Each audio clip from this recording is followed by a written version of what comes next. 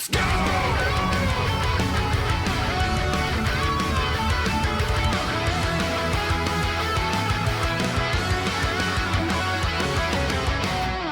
So Ramon got a trailer.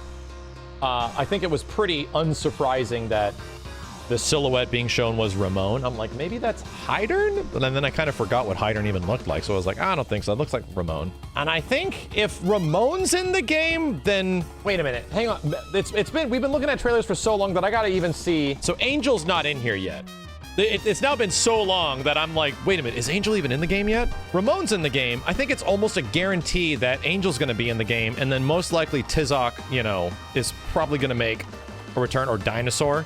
I think they'll change him, right? I'm already making predictions before even seeing Ramon, but I think Tizok / Dinosaur, King of Dinosaurs, is probably gonna show up in some way again, but he's gonna be something that's not a bird or a dinosaur, right? He's gonna be a bear or something like that. Anyway, I think Ramon's definitely like a fan favorite. I played against him a lot because a lot of people played him in KOF 14. Tricky character. And I was thinking about it. I'm like, dude, I think Ramon is no shit the first big sort of recognized fighting game luchador. I mean, right? Because you got El Blaze from Virtua Fighter 5, and then after El Blaze was El Fuerte. And I think Ramon predates all of them by like a lot. King, yeah, I guess that's true. King's fighting style is a lot different than Ramon, El Blaze, and El Fuerte, right? Because Ramon, El Blaze, and El Fuerte have that sort of style that's like a little bit more Rey Mysterio-y, while King is like a fucking slam master, you know? I think King is technically the first one. The fighting style of a character like Ramon is a bit different than even King, who's like a heavyweight kind of guy. And then you've got El Blaze, El Fuerte, and Ramon, and they're like sort of the lightweight dudes that'll dance all over your ass and spin 18 times around your neck, and then you go flying, you know? Skullomania? Yeah! But Skullomania isn't a luchador. He dresses like one. He's literally a fucking car salesman. He does have some luchador elements. Pikachu Libre? This conversation's going too far. We're gonna have to watch the trailer. Anyway, I mean, in that style, I think Ramon is technically, like, obviously one of the first ones.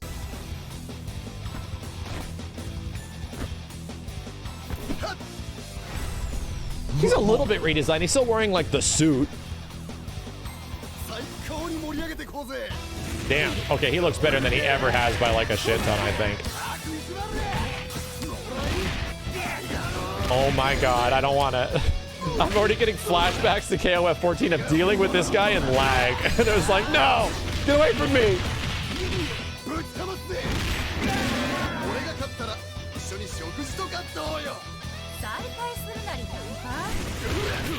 Oh my god, that's right. Yashiro's in this game. Holy shit.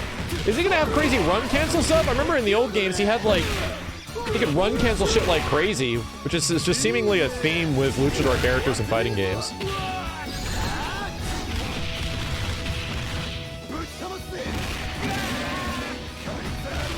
Dude, this OTG.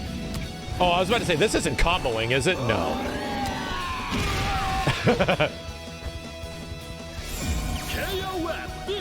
Very flashy. Literally, dude says, Viva Mexico. Oh, and we actually got the true release of the... Wait a minute, it's on Xbox too? Did we know that and I just haven't paid attention? Yeah, it's only on Xbox Series X and S, so it's not on Xbox One. But that's very good that KOF isn't going to be locked just to PlayStation consoles, at launch at least, because I think KOF 14 took a while to show up on PC as well. This is good. This is very good news. But here's the best news. Here's the true thing that makes this an absolute giant push forward for the King of Fighters franchise, is if these people can play online with these people, can play online with these people, with these people, with these people, with these people. That's the big thing. Not just rollback netcode, right? Because they've mentioned rollback netcode, but the idea is that will they be able to play with all of the other systems? That'd be huge. And considering that Arc System Works is actually going forward with it, you know, I think it seems that developers are getting more and more aware, okay, that, yeah, this is the, in order, if we're going to support our communities for any lengthy period of time but past the first couple of months, having rollback and crossplay is like the fucking dream. This is like the reason for it to happen. How big is the KOF fan base? Big enough. Here's an interesting observation. For KOF 14 and all the crazy naysayers about the visuals and the launch quality of that game, KOF 14 sold enough and over time to justify the existence of SNK making console games again. It was a risk that they essentially put themselves out there to go like, okay, so we're gonna do this again, right? We're gonna try since KOF 13 to sort of make console games, and it sold more than enough than they needed it to. In fact, they got to the point where Samurai Showdown is, I think, their best-selling game in a hell of a long time. So KOF 14 was the game that started that. There's definitely a big enough fan base to bring people in to play SNK games. And now KOF 15 seemingly might be the game that is going to bring in people more than ever.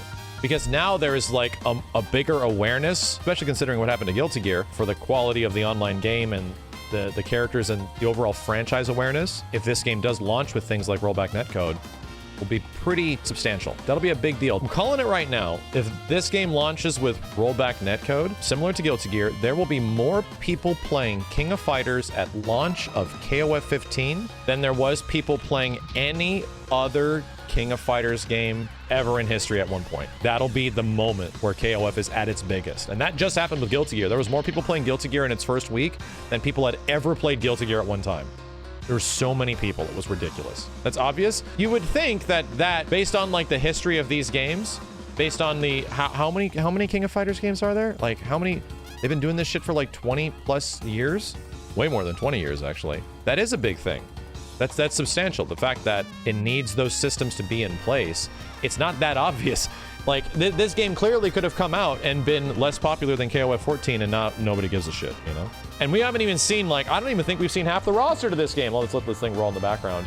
I don't even think we've seen half the roster to this game. I think the more characters that end up showing up in this and the more cool stuff they start showing off of the characters doing this cool shit is gonna make this game look more and more and more and more appealing. What sets KOF apart from other fighting games? You ask that out of complete ignorance and curiosity from your point of view. Roster and mechanics, for the most part. Legacy roster and mechanics. There's very few fighting game franchises that have as much legacy as King of Fighters, Street Fighter, and essentially Tekken.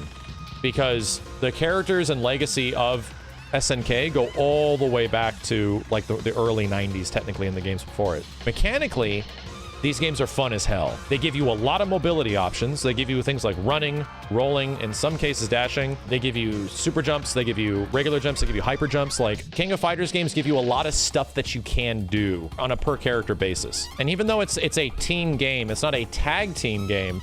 It's a team game. But even from somebody that had a very relative, not huge understanding of KOF pre-KOF 14, and I went back and played a lot of older KOFs over time, you really get to see like, damn, you can do a lot of crazy shit in these games. A lot of really fun stuff. To me, that's the thing that makes KOF very appealing. Oh yeah, also, all the SNK grooves in CVS2 were more fun. Like, N groove was the most fun groove because running with Street Fighter characters was awesome. Like, actually, like, short hopping, I'm like, this shit is amazing, dude. Yeah, like, stuff like that I genuinely love. I think short hops are dope. I think running is cool. I think rolling and back rolling, I think these things are like staples that make CVS2 fun as fuck. And why is that fun? They're SNK mechanics. It's what KOF games have been doing for so long. Anyway, let me watch this again.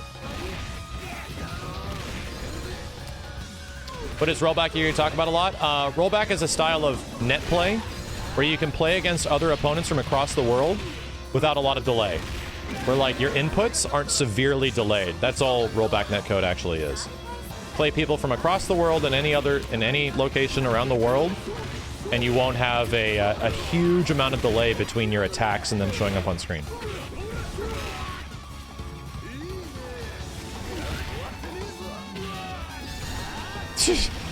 Jumps all the way back. He just looks a bit more polished than KOF 14 Ramon. At least that's what I remember. Maybe people have been announced. I think we're up to like 20 now? Maybe 24? Yes. 24. Yeah, we're at 24 characters in KOF now. And here's the funny part. Huge Brain prediction. We're at 24 characters announced. We're not even half done. Actually, we're at 25. Yeah, we haven't even seen K-Dash's actual trailer. Yeah, there's still several characters that we have not, that we know are going to be in here eventually that just aren't.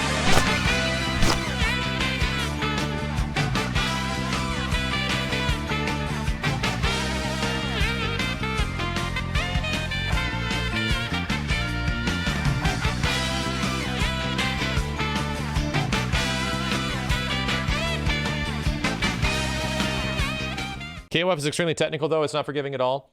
I don't think a lot of stuff in KOF 14 is that bad. Even if they pad it out a little bit in this one, tune a bit of the systems in the game in this one, which it already seems like they're doing with the way some of the systems are in play. I don't think it's that bad, man.